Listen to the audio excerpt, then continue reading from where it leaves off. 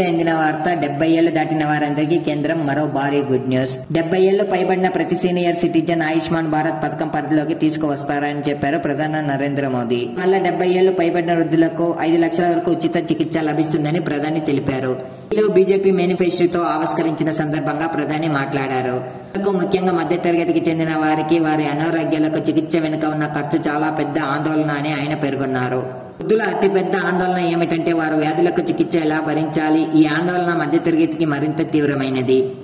30 ఏళ్లు పైబడిన ప్రతి వ్యక్తిని పరిధిలోకి తీసుకొస్తామని బీజేపీ ఇప్పుడు సంకల్పం తీసుకుంది.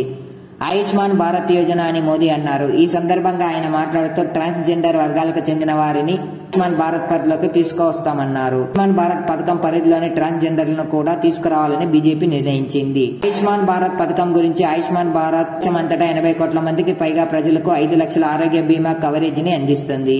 కానీ వాస్తవాన్ని FY19 కేంద్ర బడ్జెట్ ప్రకటన సమయంలో భారత్ మాజీ ఆర్థిక మంత్రి దివంగత అరుణ్ జైట్లీ అయితే ప్రకటించారు. పథకం కింద ప్రాథమిక, మాధ్యమిక మరియు తృతీయ స్థాయిలో నివారణ, ప్రమోషన్ మరియు అంబులేటరీ కేర్ వంటి సౌకర్యాలు కవర్ చేయబడతాయి. 15 రోజుల పోస్ట్ హాస్పిటలైజేషన్ ఖర్చుల వంటి రోగ నిర్ధారణ మరియు ఔషధాల వరకు అయితే ఇది వర్తిస్తుంది. ఇదే మనకు లేటెస్ట్ గా వచ్చిన అప్డేట్ ఫ్రెండ్స్. ఇలాంటి లేటెస్ట్ అప్డేట్స్ కోసం మన ఛానల్ ఇప్పుడే సబ్స్క్రైబ్ చేసుకోవడం మర్చిపోకండి. Thanks for watching. జై న్యూస్ తెలుగు.